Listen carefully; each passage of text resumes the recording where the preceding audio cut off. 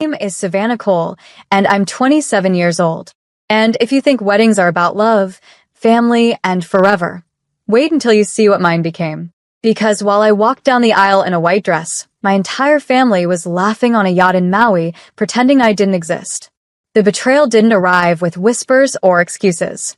It came in a single text from my mother the night before. "We won't make it. Don't take it personally." No explanation. No apology. Just absence, packaged as indifference. But the knife twisted deeper hours later when my aunt posted the photo. Everyone smiling in paradise. The caption burned into my eyes. Peace. Family. No distractions.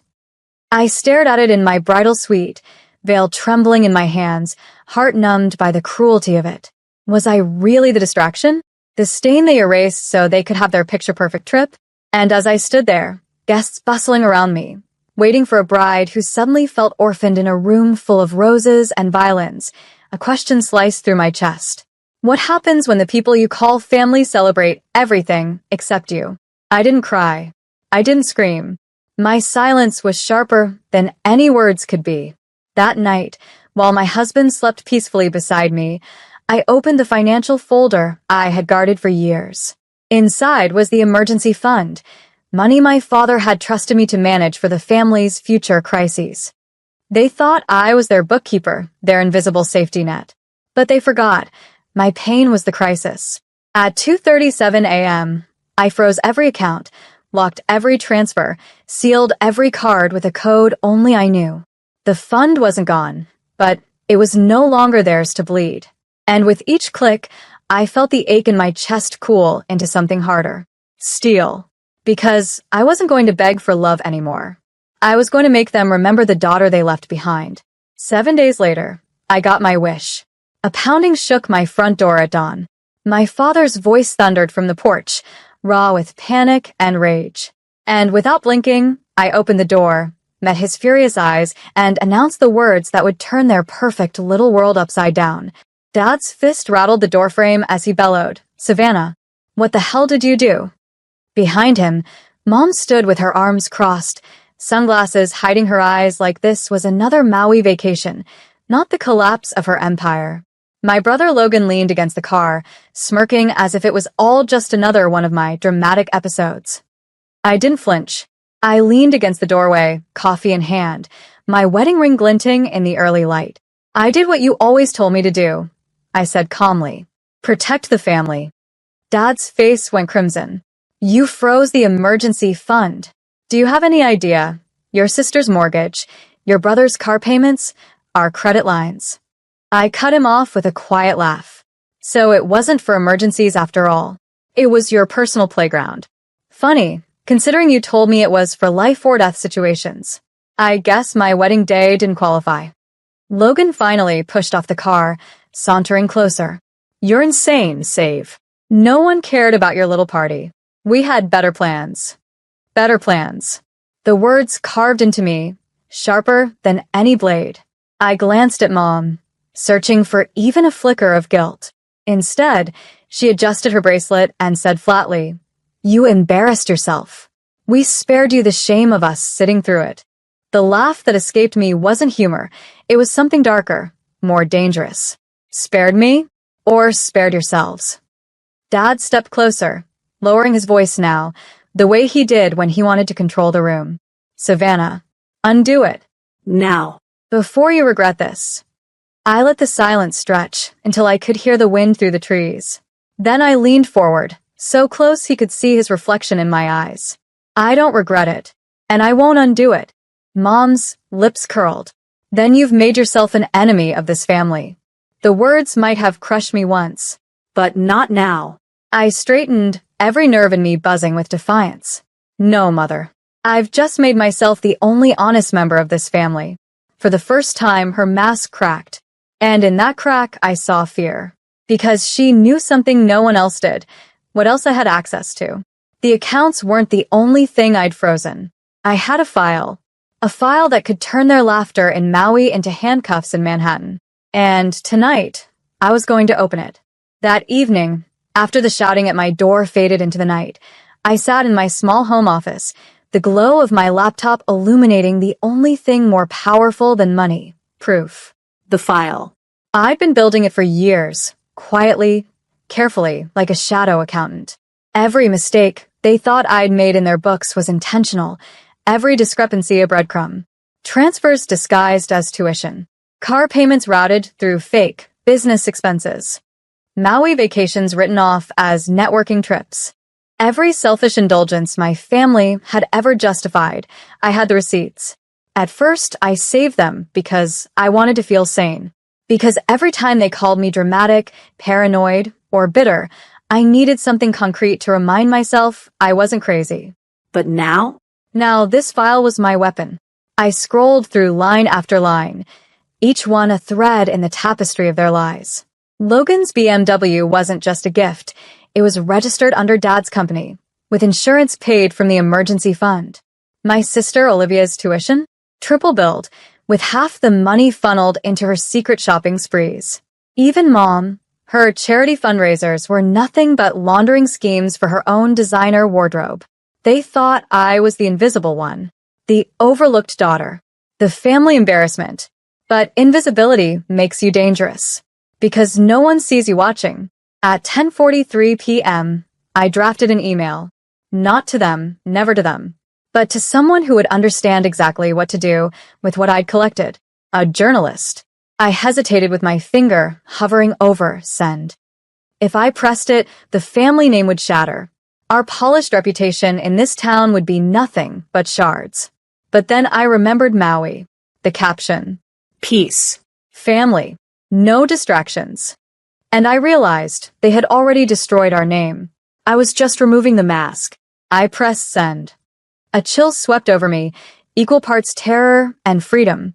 The journalist responded in less than an hour. This is huge. We'll need to verify everything. Can you meet tomorrow?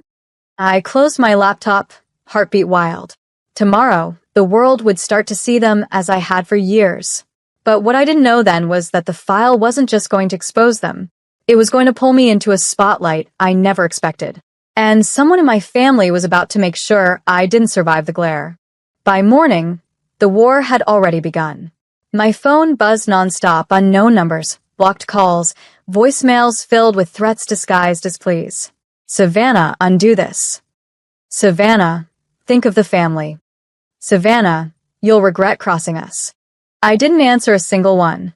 Instead, I put on my navy blazer, tied my hair back, and went to work like it was just another Tuesday. Because if I acted normal, I had control. But control was fragile. At 11:07 a.m., my boss called me into her office. She closed the door gently, concern written across her face. Savannah, your mother came here. The room tilted. What? She tried to convince us you were unstable. She said you've been stealing company resources, and you won't like this. She implied we should terminate you before things got messy. I laughed, sharp and bitter. Classic Mom. Burning the ground before she lost the war. My boss leaned forward. I told her to leave. And Savannah, I believe you. But you should know, they're moving fast. I thanked her, heart pounding, and walked back to my desk with a new fire burning in my veins. If they thought smearing me would make me fold, they underestimated me. That night, I met the journalist in a quiet cafe. A man in his 40s with tired eyes and a voice lowered by years of secrets. He slid into the booth and said simply, "You've been living in their shadow, haven't you?" I pushed the flash drive across the table. Not anymore. He opened his laptop right there, scrolling through the files, his expression hardening with each click. This is airtight. Fraud. Tax evasion. Misuse of corporate funds. Savannah, this isn't just gossip. This is federal. The word hung between us like a thunderclap. Federal. For the first time, I felt the scale of what I'd done. As I left the cafe, the air sharp against my skin. My phone buzzed again. This time, it wasn't my parents. It was Olivia, my golden sister. Her message was just 5 words. Meet me. Alone. Midnight. No smiley face. No guilt. Just cold, calculated control. I stared at the screen, my pulse racing. Midnight. Alone. I knew what it meant. An ambush, a trap, One last attempt to scare me back into silence. But what Olivia didn't know was that I was done being scared. This time, I'd be the one setting the trap. Midnight tasted like iron in the air. I parked 2 blocks away from the address Olivia had sent. A half-finished condo project Dad's company had been developing for years. Empty shells of luxury apartments, glass half-installed, stairwells echoing with every step. A perfect place for secrets. I walked in with steady steps, my phone tucked in my pocket, recording. I wanted proof, not just of numbers and transfers, but of their voices. Their guilt. She was waiting on the 3rd floor, leaning against a concrete pillar, like she owned the night. Olivia, flawless even here, her hair pulled into a sleek bun, her designer coat glittering under a weak floodlight. "You really don't know when to quit," she said, her voice smooth cold. I crossed my arms. "Funny. I was about to say the same to you." Her smile was sharp enough to cut glass. "Savannah, you think sending some files to a washed-up journalist makes you powerful? You're a nobody. You'll always be a nobody." I let her talk, let her venom spill, every word caught by my phone. Then her tone shifted, lower, darker. "But if you hand everything over, delete it, burn it, I don't care. We can fix this. Mom and Dad will forgive you. We'll make sure you're taken care of." I laughed softly. "Taken care of? Like how you took care of me on my wedding day. Like how you took care of the emergency fund while smiling on a yacht." Her jaw tightened. For the first time, her perfect mask cracked. Then she stepped closer, her eyes gleaming. "Do you even realize what you've done? This isn't just about the family. You've tied yourself to federal charges. If we go down, you go down with us. Do you think they'll believe you, Savannah? The forgotten daughter with a grocery store job and no one to vouch for her." I stayed still, my heartbeat steady. "They'll believe the evidence." Her eyes narrowed. "Then maybe we should make sure there's no Savannah to testify." The words hung heavy, dangerous. Behind her, a shadow moved, just for a second. I froze. We weren't alone. Someone else was here. Olivia smirked like she knew it, like she wanted me to notice. I didn't show fear. I stepped back toward the stairwell, voice firm. "Careful, Olivia. Threats echo in places like this. And echoes carry farther than you think." Her smile faltered, because she didn't realize I'd already sent the recording live to the journalist. And the person hiding in the shadows? They weren't here for me. They were here for her. The shadow moved again, slow, deliberate. Olivia's voice wavered for the first time. "Who's there?" From behind the unfinished pillar stepped a man in a charcoal suit, his presence calm but commanding. His shoes didn't crunch on the dust. His voice didn't tremble. He was made of steel. "Olivia Brooks," he said evenly. "Federal Bureau of Investigation. We need to talk." Her perfect mask shattered. What are you doing here?" He flashed his badge, the gold gleaming under the floodlight. My chest tightened. "FBI. Not rumor. Not bluff. Real. And then his gaze shifted to me. "Ms. Savannah Brooks, you did the right thing." My throat went dry. I hadn't expected them to move this fast. I hadn't expected them here. Olivia recovered quickly, her voice dripping with ice. "Do you know who my father is? Do you have any idea what you're walking into? We own half this city." The agent didn't blink. Not anymore. I should have felt triumph, but my stomach nodded. Because if the FBI was here, then things had already spiraled far beyond my control. The agent turned to me. "Ms. Brooks, you need to come with me. Right now." Olivia laughed, a sharp, broken sound. "Of course. Drag her along, too. Make her believe she's the hero, when really she's just the pawn." Her words cut, but I didn't flinch. The agent leaned closer to me, lowering his voice. "Your family's been under investigation for months. Your files confirm everything. But there's more: money trails, offshore accounts. We need you safe before they realize how deep you've gone." A chill ran down my spine. Safe. The word didn't feel like a promise. It felt like a warning. Olivia must have seen it too, because her lips curved into a wicked smile. "Savannah, don't you get it? They're not saving you. They're saving themselves. You'll take the fall, while Mom, Dad, and I walk free." The agent's jaw tightened. That's enough. But Olivia's words burrowed into me, seeds of doubt I couldn't shake. What if she was right? What if I had just set myself up to be the sacrifice? I glanced at my phone in my pocket, still recording, still transmitting. For a split second, Olivia and I locked eyes. Enemies, sisters, mirrors. Both trapped, both fighting. And in that silence, she mouthed 3 words I'll never forget. You'll regret this. The ride downtown felt like forever. The agent, his name was Special Agent McCarthy, sat beside me in the unmarked car, his face carved from stone.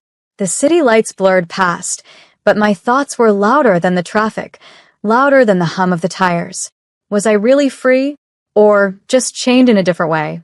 We pulled up to a federal building, glass and steel rising like judgment itself. Inside, the halls smelled of disinfectant and cold coffee. He led me into a conference room, dropped a folder on the table, and slid it across. "Read," he said. My hands trembled as I flipped it open. Bank statements. Transfers. Property deeds. Not just in Olivia's name. Not just my parents'. In mine. My name stared back at me in black ink. My signature, perfectly forged but to the world real. My chest hollowed out. No, this isn't possible. I never signed any of this. McCarthy's gaze softened, but only slightly. We know, but proving it won't be easy.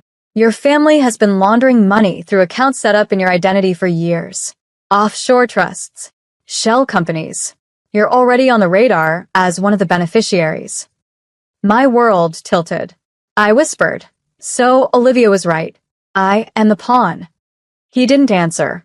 That silence was the loudest truth of all. Then the door opened, and another agent stepped in, holding a phone. "Sir, it's her." Olivia's voice crackled over speaker. Smooth, venomous. "You really think Savannah's the victim? She's been in on it from the start. Check the accounts. She's the one cashing the dividends. Poor little sister, pretending to be the saint while living off dirty money." My breath caught. She was framing me, spinning the story before I could. McCarthy muttered under his breath. "She's moving faster than expected." I slammed my hand on the table. "You have the recordings, proof of what she said at the site." The agent with the phone shook his head grimly. "They're already trying to discredit it, claiming it's fabricated." Panic pressed against my ribs, but beneath it, something else burned hotter, resolve. If Olivia wanted a war, I'd give her one. But not on her terms. Not with whispers and shadows. On my stage. I looked McCarthy in the eye, my voice steady. "Then let's stop hiding. If they want a show, I'll give them one." The courtroom was packed. Reporters, strangers, old neighbors, all hungry for blood. The Brooks family's scandal had exploded overnight. Headlines screamed betrayal, corruption, millions hidden overseas. But the most whispered name wasn't Olivia's. It was mine. The judge's gavel echoed like thunder. My parents sat stiff, stone-faced, while Olivia smirked across the aisle, radiant in her own arrogance. She believed she'd won, convinced the world I was the fraud. But I hadn't walked in unarmed. When it was my turn, I stood, my palms steady, my voice clear. My name is Savannah Brooks, and for years, I carried their shame while they carried their secrets. Today, I return them. I pressed play. On the screen behind me, Olivia's face flickered to life. Her voice, dripping with contempt, filled the room. "Savannah, don't you get it? They're not saving you. They're saving themselves. You'll take the fall while Mom, Dad, and I walk free." Gasps rippled through the chamber. Olivia's smile fractured, piece by piece, until nothing was left. I turned back to the jury. "You wanted proof. You wanted truth. Here it is in her own words." Silence thundered. The judge leaned forward, his eyes burning holes through Olivia. My parents shifted uneasily, the weight of decades pressing down. And for the first time in my life, I saw it, fear in their eyes. Not mine. Theirs. The verdict came swift. Fraud. Conspiracy. Perjury. My name was cleared. Theirs would forever be stained. Outside the courthouse, the air was crisp, the sky unclouded. I stood on the steps, cameras flashing, voices calling my name. But I wasn't performing for them. This wasn't a show. This was release. Olivia had once told me I'd regret standing against her. But as I walked down those steps, my shoulders light, my future untangled from their chains, I realized the opposite was true. She had lost her crown. My parents had lost their empire. And I had gained something they never could. Peace. No revenge louder than silence. No justice sharper than truth. And as the world moved on, I finally did too.